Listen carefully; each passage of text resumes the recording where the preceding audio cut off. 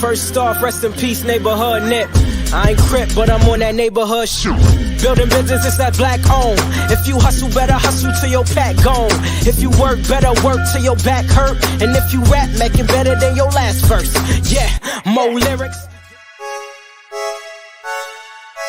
Stick and move, Javante Davis. AJ, El Presidente, Eddie Kane University. Hill gon' heal, regardless. You, Buchanan, Bethel High School, by way of 3-Man Weave, LLC. Michelle, producer, Faith over here. You can catch this wave from the Marlins to the Mariners. Doing things you can't believe. It's the 3-Man Weave. Yeah. What up, good people? We are back. Some of your favorite bros in the world from your favorite pod's favorite pod, the 3-Man Weave podcast. And we are back with a brand new episode 217. It's me, you got Buchanan, official Buchanan if you're looking for me. And I got my two wingmen, man. You know what I mean? Who I got? Y'all already know who it is, your boy Hill. And Hill gonna heal regardless, baby. Let's get it. And you already know what it is. It's your boy AJ, and a Williams man always pays his debts. So the Angels did not make the playoffs. Was it supposed to be 3 straight? Yeah, he got them lined up. Lord have mercy. I remember this. Hey, but then hold on. Didn't we have a Yankees? I was about to ask her. I'm like, did the Yankee part have? Did we have a part 2 with the Yankees? Yeah, that hurt. That hurt. You can catch us on all major podcast platforms. 3-Man Weave, Instagram to the 3-Man Weave _. You can email us at podcast.3.man.weave@gmail.com. Also, make sure you want to get your 3-Man Weave apparel. Is at podcast.3.man.weave@gmail.com. We had a couple orders today. Woo. Let's keep it going. All right, my brother. That'll send a tickle to your tip. Shit. All right, yeah. What was the Yankee part of the bet though? Because I completely forgot. Dog, I don't remember, and I wish I did, but I just know that was mine. All right, but I think we gotta go back. I think we owe him at least a shot. I'm gonna go and get a shot real quick. I just took one, so it's like I'm gonna go and do another one. Plus, I'm so I got mine. Here go mine right here. Just I'm run and get mine. All right, man. While Cannon is going to get his shot, man. I do want to just jump out there and say, hey, man, rest in peace to Dick Buckus, man. All right, absolutely. NFL legend, one of the NFL films greats. That's one of the names. Like, if you talk football, that's one of the people that you're gonna bring up. I don't care how old you are, how young you are. If you hear somebody talking about football and they saying, one of the meanest motherfuckers around, they talk about Dick Buckus, man. So rest in peace, Dick Buckus. Rest in peace. He died at 80. Unfortunately, it's a good life. I mean, it's a good life. Definitely. I mean, he lived his life. I'm saying, I was about to say, unfortunately, they didn't give him enough time to get the tribute together. But this is a $1 billion industry. I'm sure they have a way better media team, so the tribute should be on point tonight for the game. The Bears are playing tonight, and I might have to switch my pick. I was thinking that, but I'll tell you what. Tip my invisible hat to him. One of the greatest to ever do it, man. And they don't. I was telling AJ before, this is a trap game for us. They don't even really need that. That's just extra motivation. This is going to be a tough game for Washington, man. I'm trying to tell you, because the Bears don't have a win, so they're looking to kill somebody right now. And it's like, hold on, don't get too excited. So we got it. We're gonna get there. We're gonna get there. We're gonna let you get yours off, my brother. We're gonna let you get yours off. Go ahead, why'd you take your shot? I took mine while you left. We want to give our prayers out to Morgan State University. Absolutely.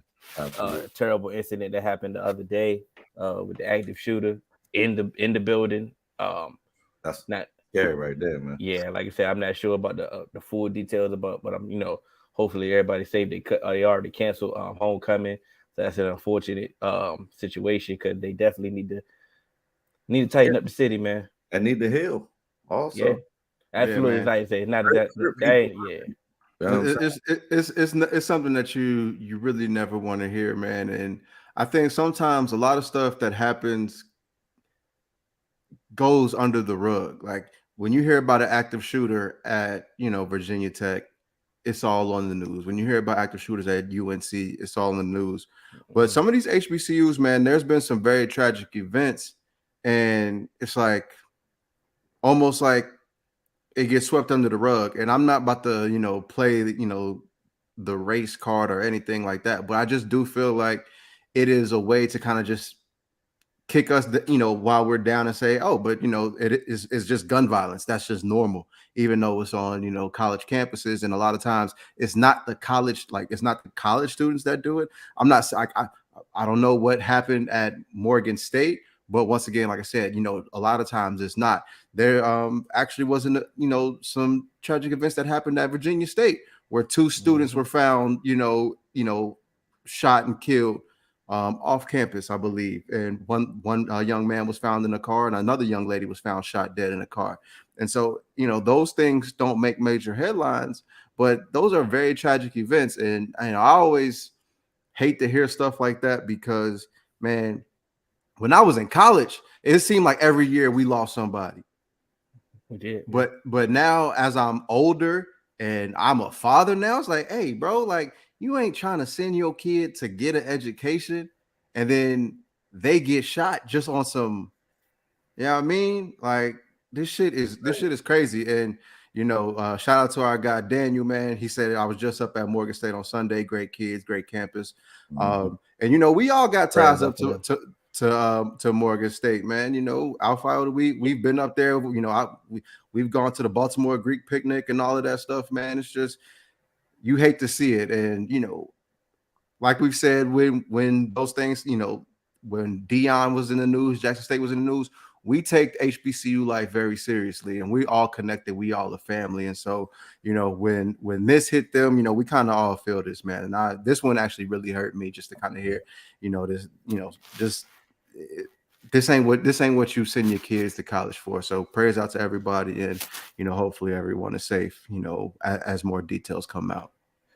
And on a positive note, if you would like to, help out with their recovery or their healing during their grieving process at Morgan State, our good brother who has been on the show, Aaron Mabin, and a coalition of other stakeholders in the city of Baltimore, along with students who attend Morgan State University, are doing a peace walk. And that is October 21st from 12 p.m. to 4 p.m. And then after that peace walk, they're going to be doing like a resource convention where they're going to have jobs on the spot. They're going to be having, if whatever resources that you may lack, that you might need, they're going to be trying to connect those dots. So we will put Aaron Mabin's IG and all of his socials in the description. And if you know any youths in Baltimore, please tell them to show up. It's a put the guns down and peace rally. And it's also a resource convention. I think is a positive thing to do, right after something so tragic happened, like AJ said. And to add to your sentiments, our thoughts and prayers are with all of those people affected, because bro, you do not want to send your child to that's the least thing that you're expecting to happen, so it's like just thoughts and prayers with them. And like I said, we'll put Brother Mabin's socials in our description so that y'all can hit them up and y'all could contact people who are boots on the ground directly and help out. Definitely, man. So yeah, prayers on to them. We want to get to the Saturday night events, on a lighter note, I guess, even though it was for the culture and it did not go the way we expected. They got to stop saying for the culture, bro. Stop, bro. Stop doing it. Hey, it kind of was. It was for. No. It was because Wilder did this. Wilder did this shit too. It was for VMC, man. Viva Mexico, cabrón. It was for the culture, man. Hey, look, man. stop saying it's for the culture and go out there. We got enough shit that we dealing with, man. Stop saying it's for the culture, and then you looking like, hey, you the oppressed. He was the oppressed in the ring, man. Like, hey, and so this Jarvis, if you out there, this next sentiment is for you. This is what I've been saying for months to you when you kept telling me NOA need to go up and fight Tank. Oh, Tank need to go up and fight Bud or all this. This is why they have weight classes for a reason. Everybody thought Canelo was washed because he went up all these weight classes against a very, very good Dimitri Bivol. People don't know Dimitri Bivol because he is not a big name outside of boxing to casuals, but inside boxing, we know Dimitri Bivol is an alien. Canelo is an alien, but sometimes you go up against Thanos and you don't have no other Avengers there. And that's what happened to Canelo when he went up to Bivol. Like it's a weight thing. You're like, bro, I don't care how skilled and how talented you are. He's skilled and he's bigger and he's stronger and he could take your punches. Same thing that happened with Mikey Garcia when he went up with Errol Spence. We talked about this in the chat, all of that. This is why weight classes matter. Just because I may not look as good fighting a damn heavyweight, light heavyweight, don't mean if I drop back down to this 160, 154 or whatever, that I won't beat your motherfucking ass. And that's what happened. Like, just because, hey, I may look washed against him, but he different. He not you. So this is why weight classes matter. And stop making these made up fights. Boxing is dangerous. And dudes are putting their lives on the line. And ain't nobody ducking because they don't go up 6 weight classes to fight somebody. It's a reason why Manny Pacquiao is the only 8 division world champ. Because he's an alien. Some of these dudes know, hey, bro, I'm not about to do that. I'm not about to do that. And it's okay. It don't make you no less of a man. Bro, I'm not about to walk into a ring and be like, oh, Brock Lesnar, beat your ass. Hell no. Hey, you got it, big dog. It's just some Air Force Ones. You ain't even scuffing that bad. Go ahead, Cannon. Man, I agree 100% with you, AJ. But since we are the 3-man weave and we are here to change narratives, I'm just going to say, like, I looked at a lot of Canelo fights at 168, right? He's destroying those guys. Whatever you say about Charlo, he fought a better Canelo. He gave Canelo a better fight than Billy Joe Saunders. You know what I'm saying? A true person at that weight class was like, yes, he came up, he got spanked, just like Mikey Garcia. And when it came out, I said, why 2 weight classes? I thought they should have met at 160 and really made it fair. Like a little catch weight.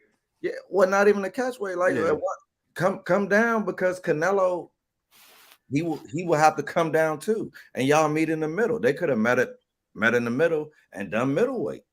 But it's like y'all want to be at super middleweight. That's his normal weight division. Yeah. And I never, even when Mikey Garcia, I'm like, bro, why would you go up 2 weight divisions? That's almost suicide. And so it's like, especially against someone who's not a natural at that. Come on now. And I feel like Charlo did any and everything he could to stay in the fight, bro. But it's just like he was not ready for that type of power. And normally, to your point, AJ, when people do jump up, they don't fight champions. This man jumped up and fought the champion. So it's like, come on. So it's like, Canelo's the one guy who's been jumping up other than Manny Pacquiao and been winning. Other till he got to Bivol. He just jumped up too high. But he's been all across 47, 54. Boy, he beat the brakes off of Kovalev. He did. Bro, he beat the shit out of Kovalev. You know he beat that boy. He beat Kovalev bad. But I just like, to your point, right? And I said this to my other boxing fans who I respect. For years, we were not getting the fights that we wanted, right? And finally, this year, we got some people jumping out of the window to give us the fights that we wanted. And I think in that sense, it was for the culture, because And then very next night we tear him down. So it's like, why would fighters jump out the window and give us the best fight? They're gonna keep protecting their O's, because what happens when you don't protect your O? I'm just trying to change the I'm gonna go next. Sorry, Hill. We gotta let Hill go. I'm good. No, I'm good. I got a question at the end. I'm done. Okay. So all I'm saying is this don't have nothing to do with protecting your O. All I'm saying is don't say it's for the culture. Go fight. 100%. Look, you can say it's for the culture after you win. Go out there and do it, and then be like, hey, this one was for the culture. This one was for the people. This one was showing that we fearless and we could go do it. If you say it's for the culture and then you lose, this is very demoralizing for the culture, because now it's like, damn, maybe we need to just, I mean. But and I'm not even saying what he did was wrong. I'm just saying let's be a little bit more strategic when we throwing that shit out there, because we all like, this is Hill. What we always say, the shit we can't mobilize because we ain't on the same page, right? Mm-hmm. So if we can't mobilize because we on the same page, and then we got people saying, oh, this is for the culture, and they gonna lose, and you still got people out there giving cookout invites to other people, we just looking bad as a unit. Yeah, we losing for the culture. We got Justin Timberlake at the cookout. He don't fuck with us. He a man in the woods in a lumberjack shirt. We don't look cohesive.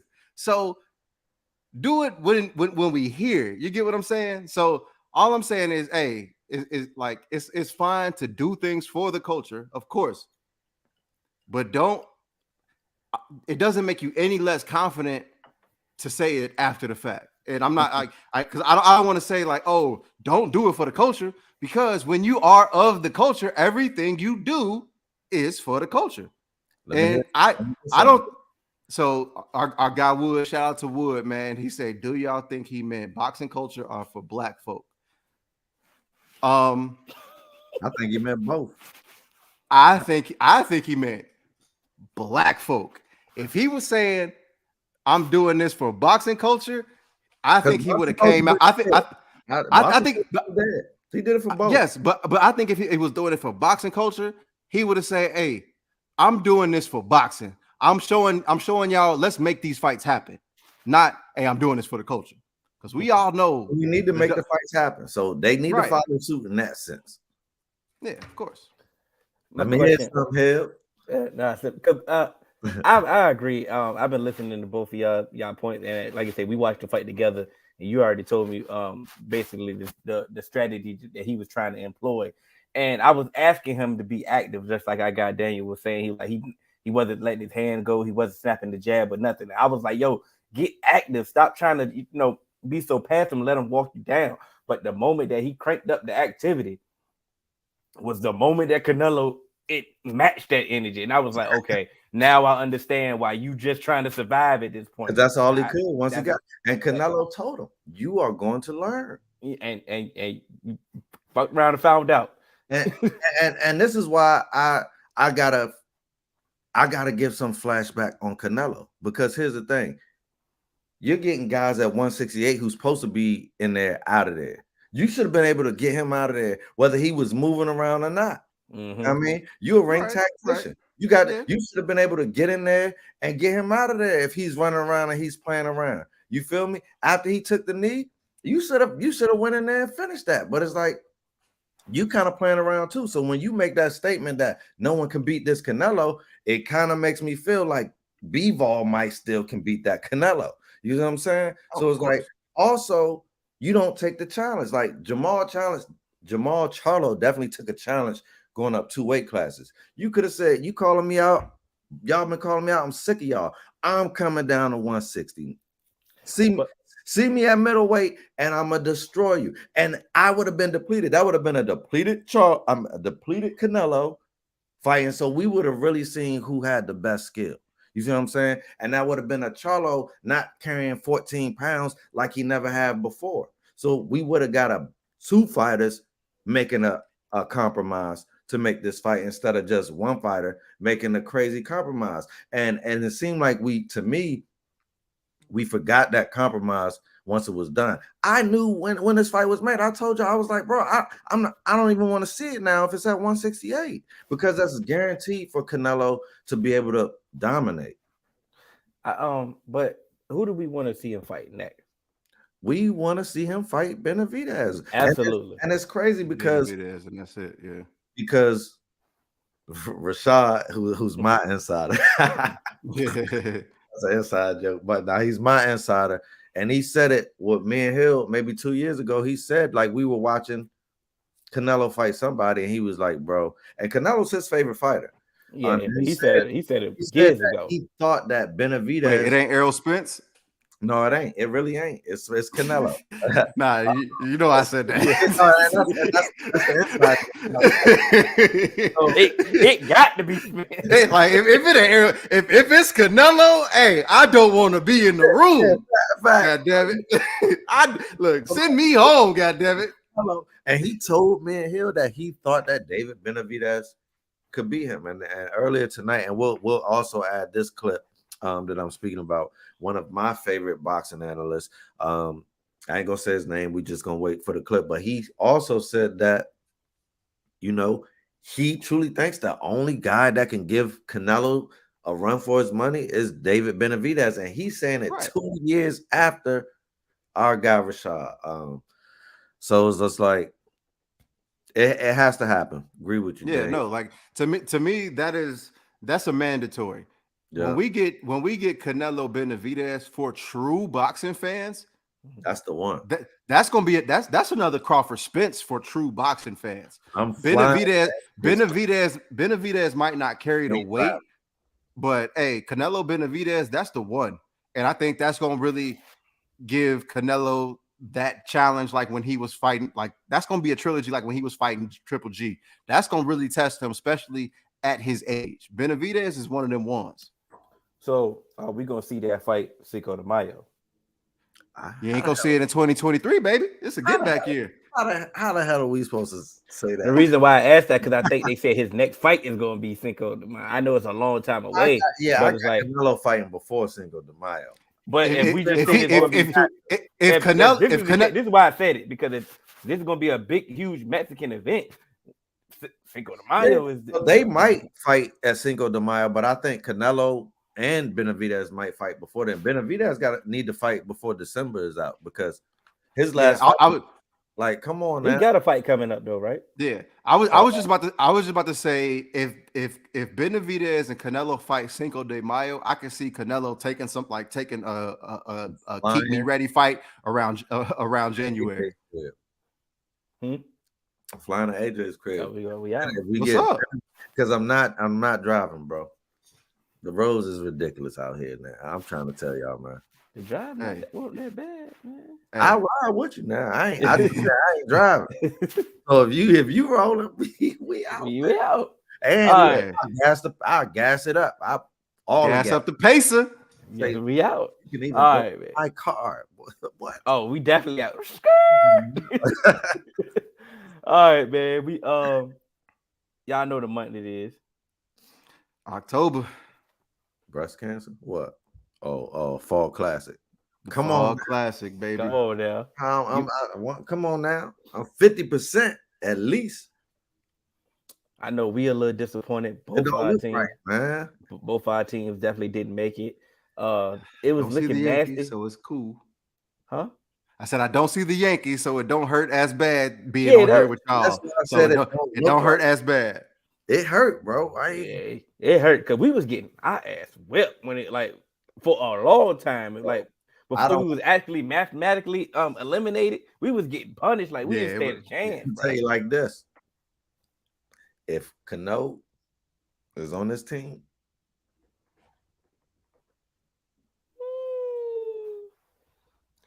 bro, we better make major. We already keeping Cashman. I hate when they come out and say stuff like that all early. Because they know we mad. Go ahead, get mad and get it out. Look. You might get rid of him. We're keeping Cashman. Come on. It's okay. So look, they got the it's set. We had the wild cards last night. The what is it called? It's called. It ain't like the play-in, but it's like the play-in. Yeah, it's very similar. Yeah. Like the base in. There we go. The base. Right, yeah. So we got the wild card. We got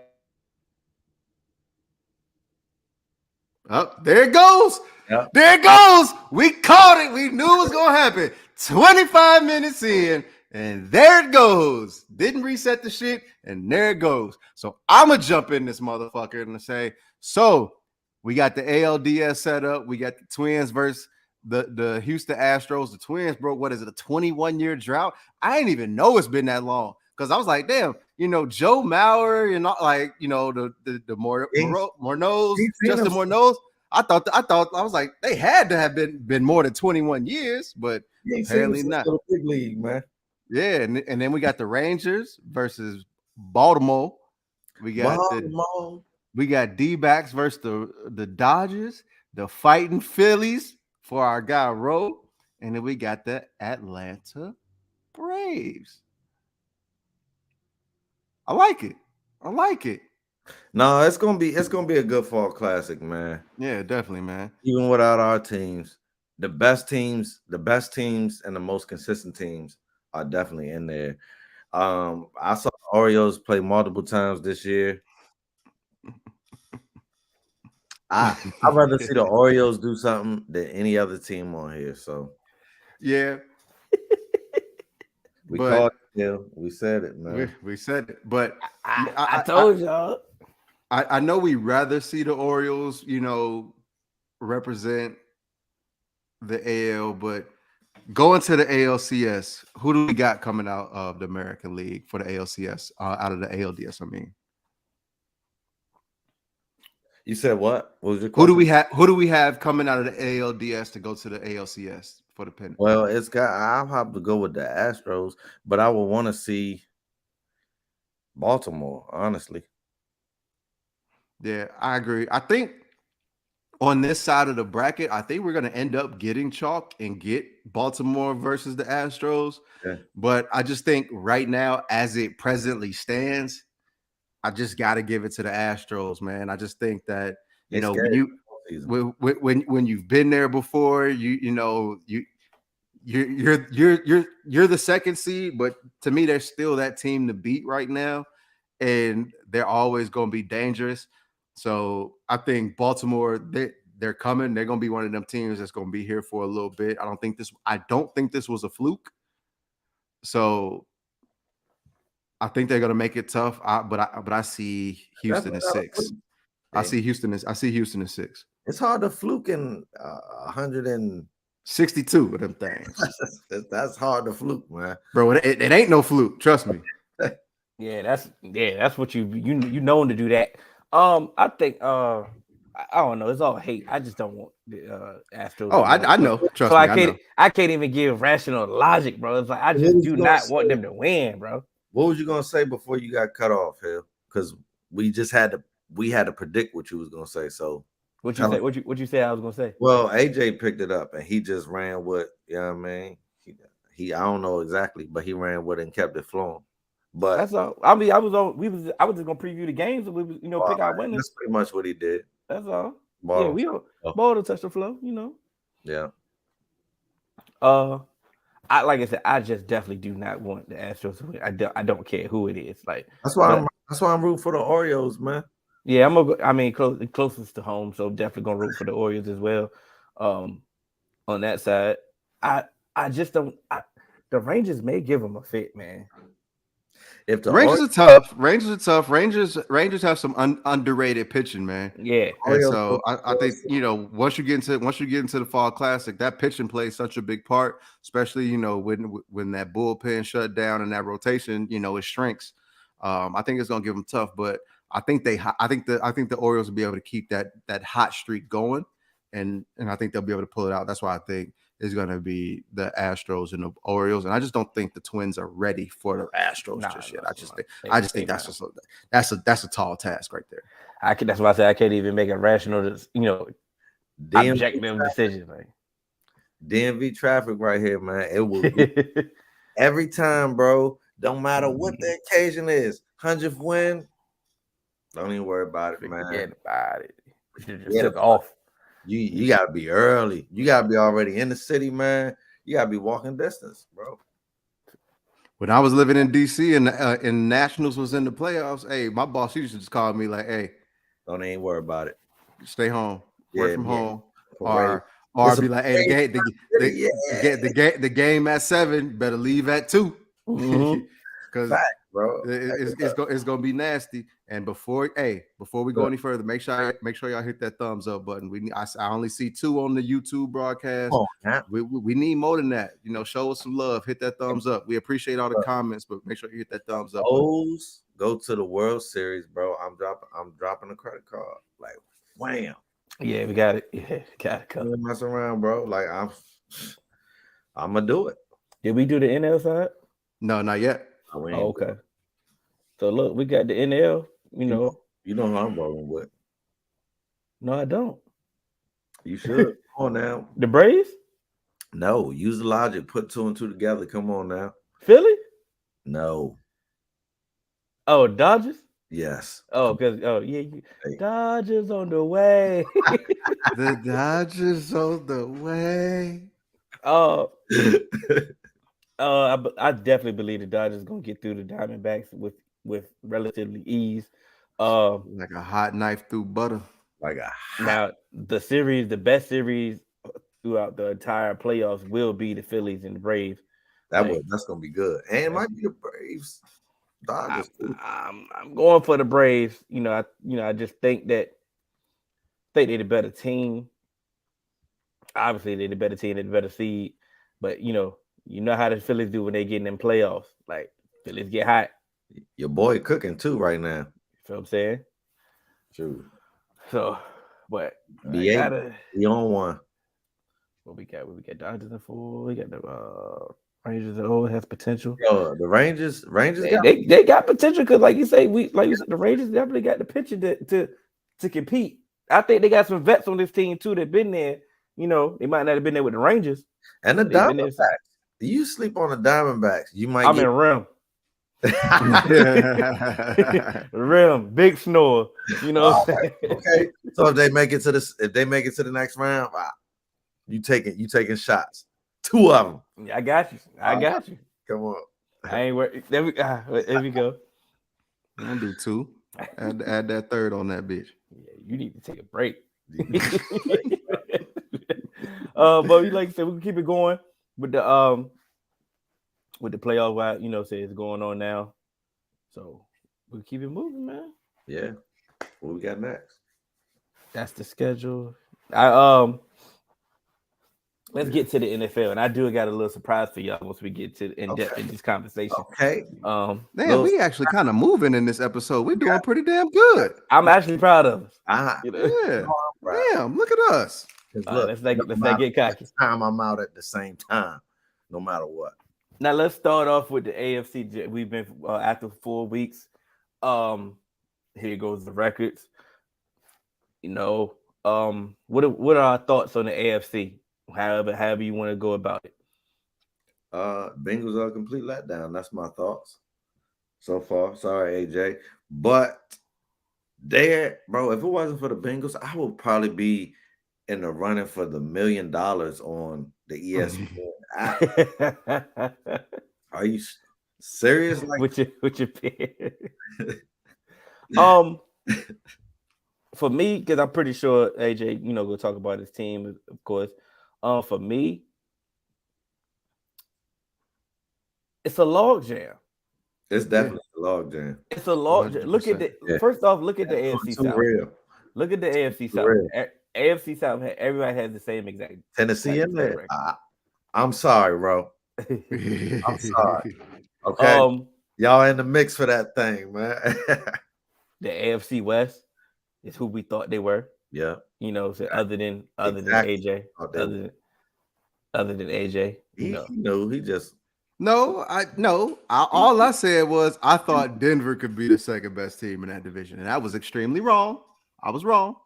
As of now. And I think knew. I think how we gotta have hot takes sometimes. You know what I'm saying? Yeah. Wasn't that in my hot take segment where I said I thought that it wasn't? Oh shit! Damn. No. It might It might have been. Nah, it wasn't in your hot take section. We was doing the divisional breakdown. I think it might have been. I don't know. I know my hot take is looking terrible with these damn Chargers because Brandon Staley is just, oh my God. Super ass cheeks. Fire Canada. They ain't want to hit. No. None of you Steelers fans can come on here and start talking. No, because y'all came and tried to kill me when I was saying, why am I supposed to have belief in y'all when last year y'all didn't even have belief in Canada? Y'all wanted Canada fired last year. Y'all told me about, we drafted Broderick Jones. We fixed our O-line. We our GM bringing all these people in, blah, blah, blah, blah, blah. 4 games in, what happened?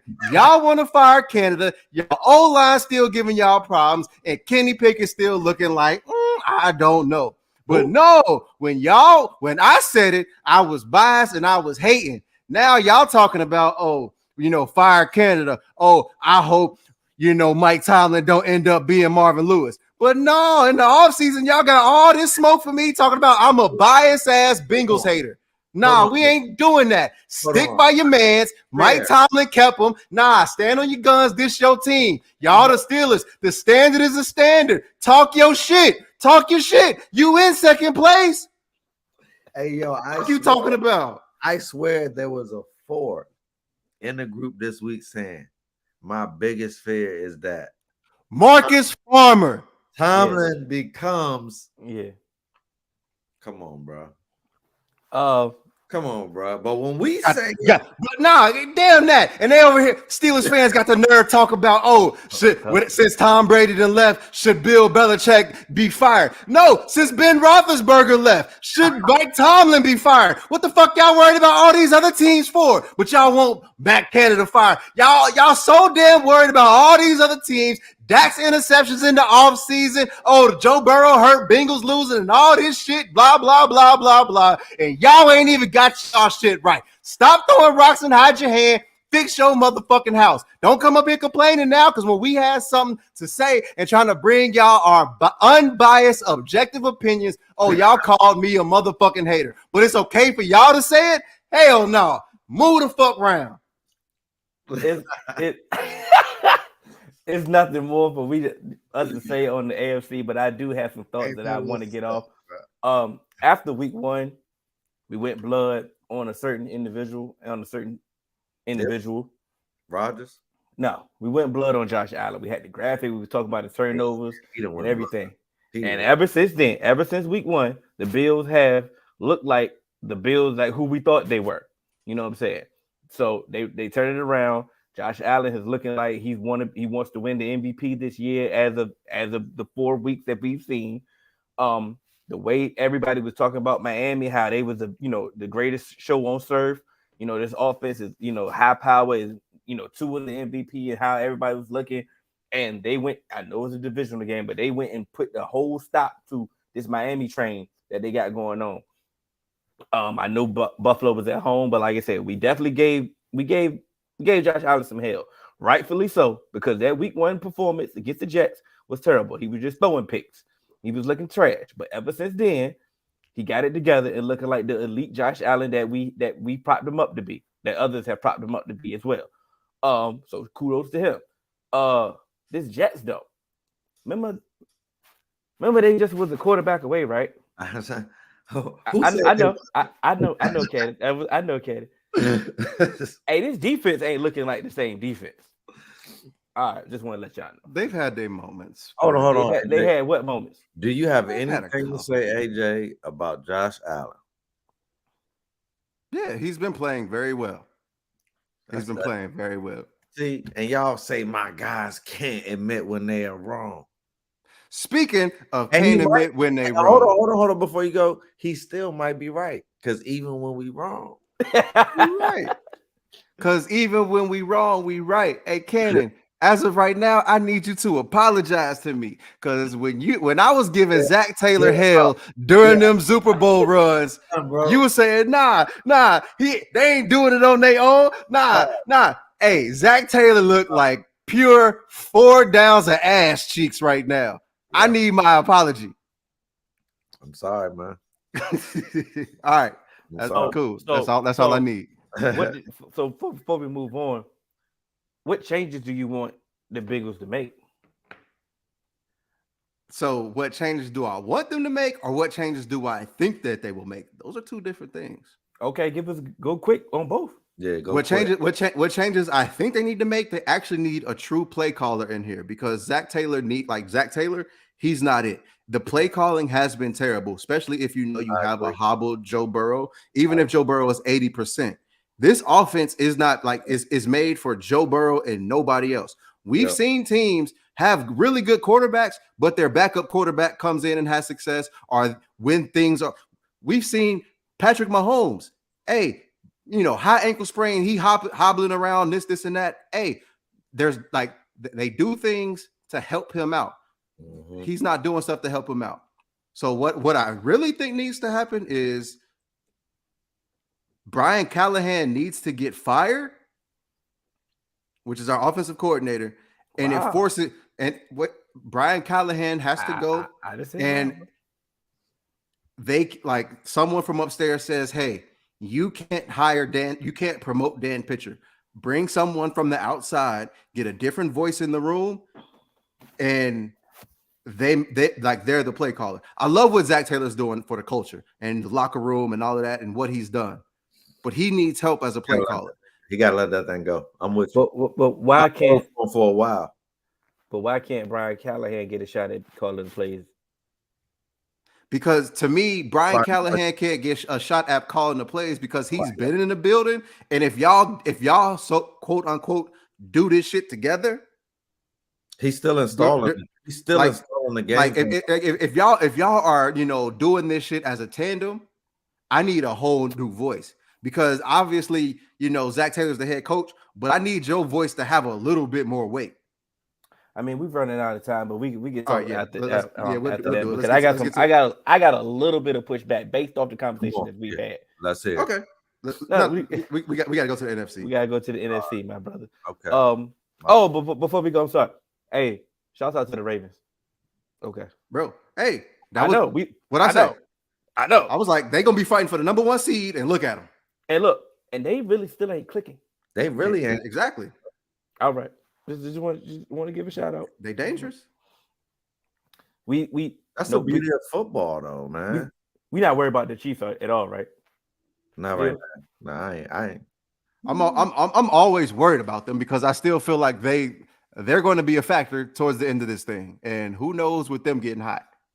Andy, so I'm not saying I'm not saying we. I don't know about y'all. I'm worried about them. Y'all team's not in the AFC. I'm worried about them. No, I meant worried about them in a negative context because no. Their wide receivers are nil. Like I'm like, and people keep trying to trade their wide receivers to me. I'm like, bro. All right, I'm sorry. All right, we got the NFC. It's looking more so like kind of like somewhat to be predicted. Yeah. Shouts out to the Bucks, man. Shouts out to Baker, just not ruining what they got going on. Shouts out to Todd Bowles. I thought he couldn't coach. It's a good team. I thought he couldn't coach. I really do like that's the only reason why I'm truly rooting for the Buccaneers because I want Todd Bowles to really. I felt like we were critical of him, but did we say he couldn't coach? The saying he couldn't coach was a sarcasm thing, but right, we definitely were critical of him. We're gonna hold you accountable now. Absolutely. But other than that, it's like I say, it's easy at this point. The low hanging fruit is to just pile on the Giants at this point. Hit you with an "I told you so" moment. I want to say that you had them above. You thought that would be Washington. It could be. Versus still could be. No. And you're right. You're absolutely right. But the negative things that happened to him. I predicted all this to a T. Oh, yeah, fact. To a T. That we would be doing way worse. Absolutely. Yeah. So shouts out to y'all. Yeah, shouts out to y'all. But the NFC is the NFC. It's a long game as well. Yeah, it's not really much to say. I still feel like definitely a log jam. Yeah. I think the cream of the crop is still The cream of the Philly, crop. Dallas, and San Francisco. But And hey, Philly. that's what I said. I said Philly, Dallas, and San Francisco. All right, my fault. But yeah, but I do like what I'm seeing from Detroit. I do like what I'm seeing from Detroit. And that goes to what I've been saying the last 3 years about Jared Goff, bro. I we will never know. But Yeah. I felt like if they would have kept him, I didn't think the Rams were a quarterback away. I felt like they were a play away. But that's what I've been saying for years too. Hey, they just To needed one keep your play. same team and fix that play if you're a play away. You can I- even bring in a quarterback and win and now act like you were a quarterback away. But it's like I can't remember if you were on that episode, Cannon, but I think we were just talking. It was either us in the group chat or we was talking on the episode where it was like sometimes, hey, just because you stand pat and run it back don't always mean you're gonna get there again. You got to try and elevate, and I think that's just what ended up ultimately happening. They said, "Hey, we one play away. Let's elevate, so we know for certain that we could. If that one play comes up again, we got somebody that can handle it." I think I halfway used that point when I made the day point, so I think I got it from. I know I got it from y'all at that point. Okay, bet. I wanted to use this exercise. I think Bleacher Report did a little cute exercise about trade candidates and certain players, and I just wanted to run by y'all what y'all think. As we know, the Broncos are terrible. Yes. Garrett Bowles, he said he tired of losing. Sick of losing. Been losing since they got there. the linemen want to get out of there, bro. That's bad. The theme of his is a lot of the same team: Cleveland Browns, Tennessee Titans, and New England Patriots. When they talk about potential landing spots, but I want to say, who do you think he will get traded, or if so, who should go after him? I think the Patriots should definitely go after him. He want to be there. They definitely had an issue protecting Mac Jones against Cowboys, so it's like you need protection. I think the jury is still out on the Mac Jones, so let's shore up around him and see what we really got of him. Because if we don't know what we really got of him, we're gonna be forced to get back into this new class of quarterbacks coming up, and then we repeat the cycle. The only way to get out of the cycle is to know for sure if we have our guy, and the only way to know for sure we have our guys to protect our guy. So I say make a play for him. You know the sad thing about it is I know everybody was hyped about, not hyped, but they were saying, "Oh, Bill O'Brien is here and the offense is going to look competent." His offense looked better last year with Matt Patricia, to be quite honest. Like I don't know what happened, what's going on, what's wrong, what's different, but this offense looks worse actually. They kind of do. AJ, you continue. Y'all defense just that good. So for me, I think a team that is kind of there. We don't know what's going on with Ronnie Stanley. He should be coming back soon, but depending on what goes on there, I think. But to be quite honest, I think the Bills need to make a play for him because I think they've been kind of just going for that. Let's just try and get some serviceable people on this offensive line. I think if you add Garrett Bowles, I think it kind of bolsters them up a little bit. Michael Carter's on this list, and I disagree with him being on this list. I think the Jets need to utilize him more because as we've seen in these 4 weeks, Dalvin Cook ain't it, in my opinion. If I'm him, I'm saying the same thing though. I'm sorry. You brought in Dalvin Cook because you don't like me. You don't give Breece Hall the ball. So it's like you don't. I mean, the running back culture. I mean, the running back spot has been devalued, and not just in the paychecks, in the actual play calling.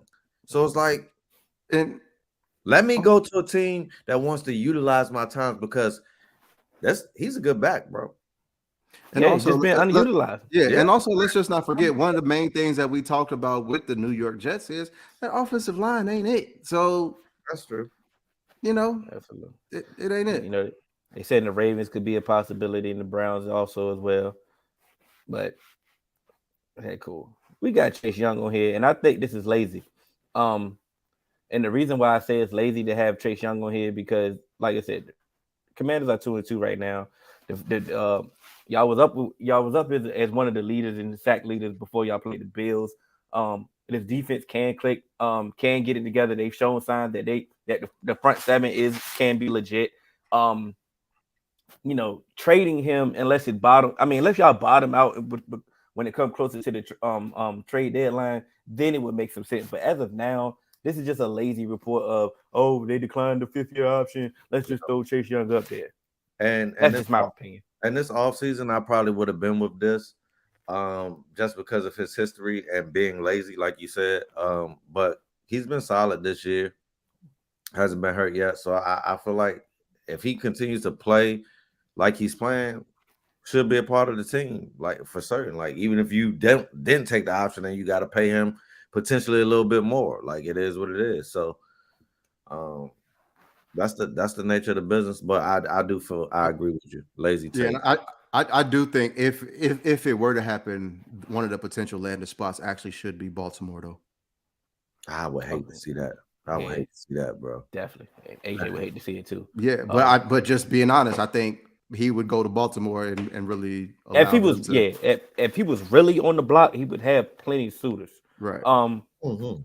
Free Hunter Renfrow, please. I mean, Bill Belichick just jizzed on himself trying to send a pick over there. I mean, but they definitely need why has it? Why? You know what I mean? I'm not understanding why Josh McDaniels can't figure out a way to utilize him, or like he's just non-existent. Like he's not even getting cardio at this point. Like, please free Hunter Renfrow. On the field though, it's like, is it the quarterback's decision? I'd be wondering sometimes. You gotta find the open guy. Like, what do you do? Who are you looking for? Not sure. I'm not sure what's going on, but I mean, yeah. Would you look at that? Would you look at that? Pages. Yeah. Come on now, Chase Claypool. What a waste of talent. Like, and didn't he say he's top 3? He ain't top 3, but he talented. He might not be top 3 in his own family, like, to be quick. And I don't even know his family, but I think, like you said, the skill set that he has, the speed could be utilized. It could be utilized, but I'm saying, like, his effort, like it's him, bro. Yeah, it's 100%. It's definitely him. Once the reports came out this week and he was acting that way, bro. This was from Pittsburgh. That's why they traded him. Like, this ain't nothing new. But this was confirmation for me. You know how I was like, 100%. I mean, because you got to change the scenery. Yeah, facts. And you can't make it work there. It's on you, dog. They probably got Kansas City on there. What for Mike? For Chase Claypool? No, everybody's the Panthers and the Chargers. I don't know why the Chargers up there, but the Panthers. Because Mike Williams got hurt. Okay, they drafted Quentin Johnson. They still got Josh Palmer. Yeah, but Quentin Johnson ain't really did nothing like that. He might have an opportunity now. I mean, what you gonna go get Chase Claypool for? My fault. I ain't mean to yell at you. Mike Gesicki. We can go skip past this. This makes no sense. Yeah, but I really don't care. T. Higgins is on here. As a Commander fan, this episode was a perfect countdown before the game. We tried, my brother. Hey, we're part of the people, baby. As you've been hearing all off season, y'all gonna pay T. Higgins. Yeah, y'all gonna pay T. Higgins. Y'all didn't pay T. Higgins. Y'all should move T. Higgins because y'all can't afford to pay him. He's a number 1 receiver. He just being held back because he behind Chase and all the yada yada yada. Then the start of the season that y'all did have is not up to par. Y'all not meeting expectations. Y'all have a tough game against the Cardinals this week. And if you so happen to lose against the Cardinals, what are we doing now? Why? I mean, because franchising T next year, based on the season that y'all just have, it's starting to get some of that same rhetoric of at some point when you do things differently. I'm just throwing the questions out to you, my brother. So don't yell at me. I yell back. Trust me. There's not going to be any yelling in this scenario because I'm going to answer this like the Bengals. T's here. Like, they're still trying to win. It's a reason why Joe Burrow didn't rest the first couple games, because they're still trying to win. They still see this as their Super Bowl window. So no, trading T. Higgins does not make us better right now. And they're not forecasting and say, oh, if we trade T. Higgins and we get, this and that. And trading T. Higgins now, his value isn't as high as it once was because you have to trade T. Higgins and you have to pay him now. At least if you would have traded him last year, then maybe you could have got a first round pick because you still got him for another year. Trade T. Higgins now. I mean, some teams they be like, all right, cool, we'll just find something else. In this article, this one that definitely did make sense what they said. The Panthers are desperately looking for a number one wide receiver since they had to get rid of DJ Moore. He can fit the mold, and they have the cap space to pay him whatever he wants next offseason. So they do make sense in it when it comes to a T. Higgins trade because they don't have their first round pick next year anyway. So they need to just trying to find a way to acquire talent, and that could be the way. That's a good. Of course, and like I said, you know, it definitely makes sense if you're the Panthers, and you know, if this is a lost season, then or you the know, Patriots, sure. Right? Of course, the Patriots, but I told you they on the same team, right? I just don't see the Bengals doing that. Danielle Hunter should definitely be number one on the selling list if the Vikings continue to Viking. You know, they're 1-3 as of right now. That they could go on the run, but as studies have shown, they're not going to go on the run. Blow it up, right? I can see it. I see it in your face. Baltimore. What studies? What's I don't know what studies. It sounded good at the moment. Studies have shown, you know. Right. Oh man, but I believe if he's actually on the block, it'd be a lot of teams looking for, like you said, you threw out Baltimore. I mean, so it's a lot of teams. Yeah, I could go on a lot of teams, like you said. Almost every team can have another edge rusher. Like you said, every team. Years ago, you can never have enough. I mean, we've did nothing but edge rushers since. So, what the hell? But the Houston Texans, if they can continue doing what they're doing, and the Jaguars, because they definitely need something. Jonathan Taylor. Washington can actually benefit from this guy, man. Who, Jonathan Taylor? Yeah, man. Hey, Brian Robinson been holding it down, man. Yeah, but they don't want to commit to him. So it's like, all right, get a bell cow. Maybe you'll commit to the run. Okay. I understand your logic. I think they had the opportunity to trade Jonathan Taylor. Was in the offseason. He ain't going nowhere. I think it's just beneficial for him to go ahead and just finish playing out this season. That's do you think? You in the running right now? Shit. It might make your offense better. You put him back there with, you know what I mean? Brian Burns. He wanted a lot of money. Him to Baltimore. Yeah. He wanted a lot of money this offseason. He's going to be a free agent next year. He's going to cost a lot in both compensation. The trade compensation and paying him. I ain't paying him. Hey, that's what they said. So that's why they had this impasse. I believe that they should just keep him, franchise him next year, and figure out a way to keep him because they need all the pieces they can get. And get the comp pick later. Yeah. No, I think they should keep him. I would keep him. Yeah. Figure out a way to pay him, but you just pay him what you want to pay him. Right. You know. Yeah. Cashing in with Chris and Curtis. Let's get it. Cashing in with Chris, man. Let's start with him. He got Justin Fields for 200 yards, DJ Moore for 40+ yards, Scary Terry 40+ yards, Brian Robinson 40+ rushing yards, Terry McLaurin with 3+ receptions, DJ Moore with 3+ receptions, Sam Howell with 200 passing yards, Cole Kmet with 2 receptions, and Cole Kmet with 25 receiving yards. All righty. Get your money in. You know, we're a little late with it, but y'all got time to put y'all bet in. Cashing in with Curtis. Yeah, in the building. You could cash out with this ticket right here. You see, he big money. Big money. I like big money tickets though. Now Chris made sure to say, "Hey, do no sweat bet for his." But like you say, big money. Curtis letting y'all know go big. He got the Commanders on the money line. He got Scary Terry with 25 yards receiving. DJ Moore 25 yards receiving. Scary Terry with 3+ receptions. DJ Moore with 3+ receptions. Brian Robinson 50+ rushing yards. Sam Howell with two touchdowns, 2 passing touchdowns. Justin Fields over 189 passing yards. Brian Robinson with anytime touchdown. Sam Howell with 200 alternate passing yards. You're a believer. The only thing that scares me is that Sam Howell 2+ touchdowns because he's only done it once this season. So I know it's the Bears. So it's got legs, but man, that's a tough one. Man, you know. once he get in that red zone, I think they kind of be They gonna run it. they feed Brian Robinson. Let's go ahead. Let's weave through. And Ken, if you got to go ahead and do what you got to do. You know, your game. Let's try to weave through these picks. I want to get my picks in. All right. Thursday night. Go ahead, get your spiel on. Oh, you know I'm going Commanders. But this is a trap game, ladies and gentlemen. And I will not be shocked if the Bears win this game. So Commanders, they tend to play up or down to their opponent.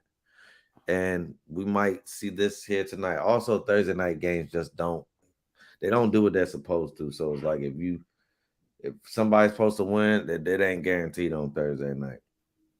I mean, but y'all the home team, AJ logic. Shit failed last week, boy. That's what I said. It was bad last week. I'm saying Thursday just don't do what it's supposed to do. Period. Stay away from it in the betting world. Sorry. Hey, that's what Christmas said. That's what Christmas. But shouts out to Chris and Curtis cashing in. It's definitely been in effect.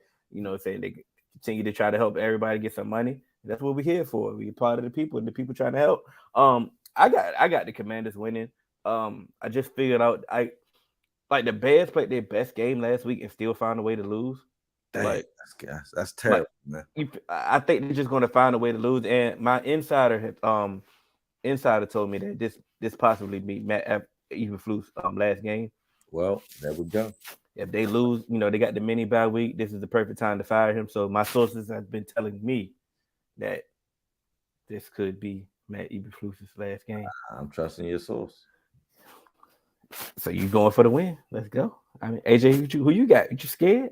Nah, I got the Commanders. But what I meant to say is, if you fired Matt Eberflus, who are you promoting? Because Luke Getsy is already the problem. You know what I'm saying? And that was my question, and I'm gonna ask it in the group. Because I'm gonna ask Steelers. I want Steelers fans. I already asked Curtis personally, but I want to ask more Steelers fans. If you fire Matt Canada, who are you replacing with? Okay, we got another London game. Yeah, you got the Jaguars that stayed over there, but the Bills are coming this time. It's a home game. It's definitely a home game. I know we teetering on the advantage of they was already there. They've been there. They acclimated over there. But I got the Bills. The Bills just been playing at a rapid pace, and the Jazz have been a roller coaster. Like they beat the Falcons, but it was like a. Yeah, it was nasty. It was a Toy Story mess. It was yeah, Woody out here. There's a snake in my boot. To infinity. yeah. Right now, I still got to go to Bills. Like I know Jags got the kind of advantage because they, basically got that pseudo home game. They already out in London and whatnot. But I just still got to go with the Bills. Just the Jags just been so iffy this season. I can't in my right mind pick them right now. Absolutely. All right, we got the Texans and the Falcons. Going big CJ on them. Looking good. The boy looking elite already out here. 300 games. And we was rooting for the Texans anyway. I mean, they're still middle of the road. They in the log jam 2-2, but they could potentially shake some shit up. Yeah, I definitely got to go with CJ Stroud and the Texans, man, because like I said, they've been looking pretty solid. CJ Stroud been looking like, hey, he was the right pick. And I can't put my faith in the Falcons when they don't even have faith in Desmond Ridder to continue to throw the ball. So, you told them. I know, man. I know. I didn't think he could look worse than Mariota, and God damn it, he does. If he don't look worse, he look like the Spider-Man meme. We got the Panthers and the Lions. Man. This is easy. I'm going to Lions. Anderson in Detroit. Yeah. We got the Titans and the Colts. I am going Titans, bro. You want from me, man? Man.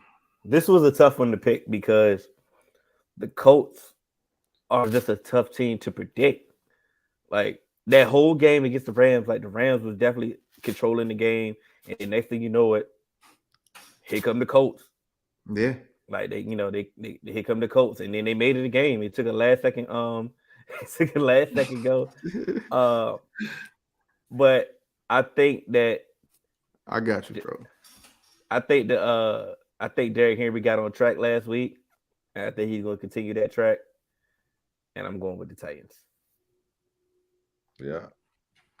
All right, I'm gonna switch my pick just because I need to try and get some separation in this group. So I'm gonna go with the Colts. And I feel you. That's why I got my app up too. I'm waiting. Look, I just need some separation. Like I'm just trying to catch up in the standings. So I'm going to Colts. Something I was like, I'm gone. Next up, we got the New York Football Giants versus the Miami Dolphins, and they continue to suck. And look like they bounce back. They have last week I said the Cowboys will bounce back. I think Miami bounces back this week. They're a better team. Easy pick. Yeah. This is an easy call. I'm going with the Dolphins. Yeah, definitely going with the Dolphins. Next up, we got New Orleans versus the New England Patriots. I'm going with the Saints. Man, I wanted to pick the Patriots, but they look so bad last week that I ain't messing with them, bro. The loss of Matt Judon and Christian Gonzalez easily made this pick for me, man. And it was just like without them, we ain't picked Gonzalez. Y'all, man, we did our research. Yeah, so it was like as soon as those happen, I'm just like, man, I gotta go with the Saints. I just don't see that defense holding up, and that 10-win thing that I had for them don't look as good right now. They really don't. I got the Patriots. Oh, look, you buying into them right after y'all just spanked them. Like that don't even make sense. They bounce back. The same thing we did last week with the Broncos. Ooh. Broncos got put 70 on them. Yeah. Ooh, I like that. Yeah. Ooh, and on top of that, the Saints looked trash last week. They really did. They really did. Carr, where's the trash can emoji, Cannon? I mean, it's up there, man. Man, he looked bad, and then James looked worse. Like facts. That's the only reason why I ain't really put it up, because my boy looked bad too, man. Saints look bad, man, but the Patriots really look bad to me, man. They couldn't do anything on offense, so it's like I don't expect you to find it. Saints should be able to bring some pressure and get home. And y'all don't look like y'all handle that well. Y'all need to call Denver and make a move. We got this used to be my favorite rivalry. The Ravens and the Steelers. Maybe since I'm an outsider, it's just haven't had the same luster over the past couple of years. It's one of my favorites. Sure. Like it like I said, it was, but like I said, I'm an outsider. I'm not feeling the same as I was in the past. Yeah, it used to be big name. Yeah, I mean, it used to be a big name route. It'll get back there though. I still like it. I'm pretty sure for those teams, those fans of those teams, if they feel the same way. They feel that this is still a top rivalry. So but it ain't been. It's lackluster since the big names have left. Like I said, I can only speak for the outside, outside perspective. I got the Ravens. Yeah, and let me check mine to make sure. I got Baltimore. I got Kenny Pickett may play. It don't matter. It does not matter. Kenny pick 6. He had no. He didn't even factor into my decision. It was like, he coming back. Cool. All right. On my graphic, we got the Philadelphia Eagles versus the Los Angeles Rams. I'm going with the Eagles, man. But the Eagles, bro, got holes in their game. There's some holes in this house. Can capitalize. But I'm still going with the Eagles. They're better coach. I'm going with the Eagles. The Rams find a way each week, other than week one, to find a way to lose. So they'll find a way to trick it up. Yeah, they'll find for some reason. They'll find some way. So shouts out to the Eagles. We got the Bengals and the Cardinals. And I'm reluctantly picking the Bengals. It's like, man, Cardinals are scrappy. Bengals just have so much talent that it's just like, I don't know what to pick, but the Cardinals can win. But it's like, I'm making these picks to win. So it's like, Bengals, don't let me down this week. AJ done disappeared on us. AJ disappeared. I'm picking the Cardinals, bro. I ain't mad at you, bro. The Cardinals have played everybody tough all year. Everybody. Consistent. Like I say, they found a way to lose. against the Giants and Washington. And Washington. And, well, you know, they made it competitive at times against the 49ers. They beat the Cowboys, you know what I'm saying? Until the Bengals show us that they are really the Bengals, like I'm picking the Cardinals. I mean, it's just that simple. Look, of course, AJ bounced. Sad. It's about Maybe to be over here Dolo. maybe he'll return for this one. We got the Chiefs. See? Damn, what happened? What happened? Your Wi-Fi double tree. Wow. Yeah, damn, that's crazy. That's crazy. So we got the Chiefs and the Vikings. I got the Chiefs. Yeah, Chiefs and Vikings. Yeah, Chiefs. So then we got the Sunday night game. We got the Cowboys and the 49ers. You skipped the Broncos and Jets. Oh, I'm sorry. Yeah, because they the Broncos and the Jets. That's fine. And I got the Jets.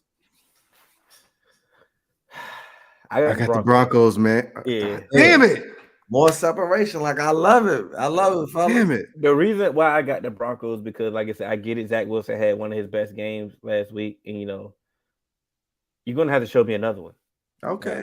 All right. Show me another one. Like I said, Russell Wilson had a comeback behind victory against the Bears. You know, I said, I get it. Russell Wilson. Who?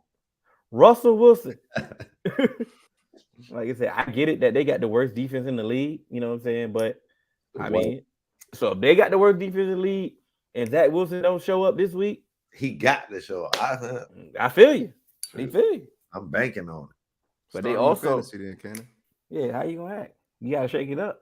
I got him on my parlay. I'm sorry, I jumped the gun, but like I said, we have the Cowboys and the 49ers Sunday Night Football. That's the toughest game of the year to call. Yeah. Hell, I'm going with the 49ers because, bro, Brock Purdy's playing exceptional football. Mm-hmm. I gave him a lot of flack, worried about his injury. So far, he's looked like Tommy John ain't nothing to a quarterback. That's a pitcher's problem. So, y'all do have the best. Y'all defense is still so scary to me, even without Trayvon Diggs, that I almost picked y'all. I literally had to flip a coin for this one. So this is a coin flip, San Francisco. But I do think the quarterback play is better on their team. Dak did last week. I want to add that Dak played great last week. I think this is going to be a tough one. It's going to be a close game, but I just kind of got to give it to the 49ers. I just think that early on already they're clicking. The Cowboys, they're still working through some things. You know, one of the biggest things has been that red zone offense.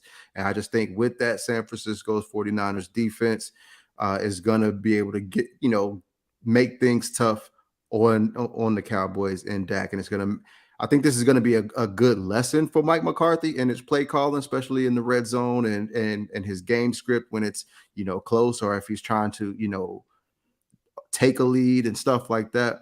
But I just think the way that the 49ers are playing, they're a buzzsaw right now. And I think the offensive distribution that they have is just going to be a little bit too much for the Cowboys right now. What's the best defense the 49ers played this year? Shit. What's the best defense that they played? Mm-hmm. Cowboys. Yeah, it's gonna be the Cowboys. No, I said so far. So far, the Steelers. Yeah, exactly. Steelers. All right. Same Steelers that just got blown out by the Texans, right? Of course. All right. I'm picking the Cowboys, of course, because we have to win. Yes. We have to win. At this point, you got to. Hey, sometimes the bully. Hey, I'm not giving you my lunch money this week. You got to prove it. I like it though. I like it. It is what it is. Like I say, this game, like I say, and still go to the Super Bowl. It's a tricky situation because if we win, we know how the corny aspect of it is going to be. Oh, just wait till the playoffs. You know what I'm saying? But if we lose, everybody's going to say, "Oh, y'all can't beat them. Y'all bully. They punked y'all again." It is what it is. So we kind of in a lose-lose situation when it comes to the social media. But who cares about them? Damn that. Just win. Fuck social media. Just win. Because it's really find a way. People don't know that this is an old school rival. I've said that before, especially in the playoffs. So it really is like whoever wins, get the monkey off your back. And it's hard to win against teams multiple times in a year. So it's like if I do gotta lose one, I would rather lose it now. And I know you don't want to hear that, Hill, but no, it is what it is. Like it is what it is. And that Right. And as I stated on Dallas Duo, we recorded on Monday, I said we can lose this game, but it's how you lose this game. thank you. Right. Like, Yeah. you know, Keep it's it how competitive. yeah, It's not a moral victory, but just don't get your ass kicked. yeah, It would be and good like to you win said, it though. If you win it, you make a statement. absolutely, Well, Of course. scum. yeah.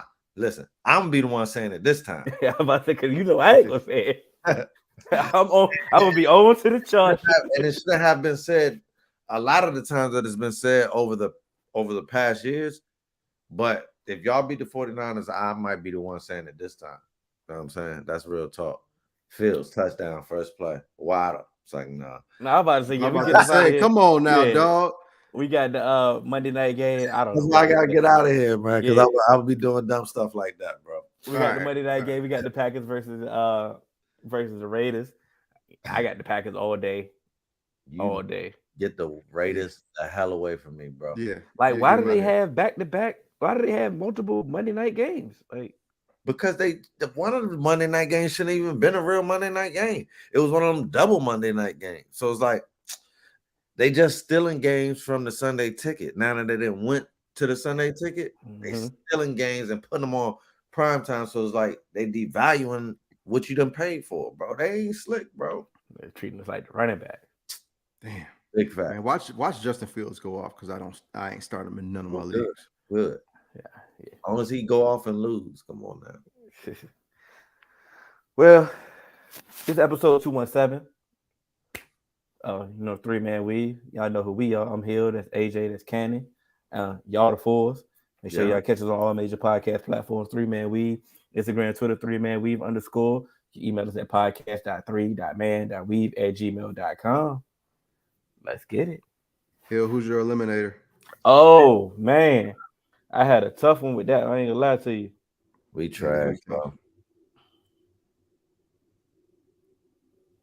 We still. Oh, I went with cut the string. I went with Green Bay. Ah, damn! I was gonna go Green Bay too, but I'm going to save Green Bay for later. I'm going Kansas City though. I'm gonna go Detroit this week. I'm gonna go a little bit easy because I can't pick the Cardinals this week. Nah, you damn sure can't. Yo, logic. I'm going with the Lions this week, man. And that was my other pick. My Detroit was my other pick, and I said for some reason I wanted to save them as well. So I feel like I got enough good teams saved, so I should be good. So yeah, I feel I'm thinking the same way. All right, before we get up out of here, Cannon, Curtis want to join the pick'em joint. Yeah, it could be anybody in this group. I don't give a shit. All right, I got some catching up to do. I think it's just transfer over. Okay. Well, if it transfer over, then we should be good. Yeah, he just wants you to show he better than you. So with the picks, that's all. He trying to start on us on the low. It's all good. That's what they all trying to do. I got it. But yeah, I'm gonna give him the password. We in there, man. We in there. So welcome, my brother. Yeah. All right, y'all. We out. I made it the whole episode.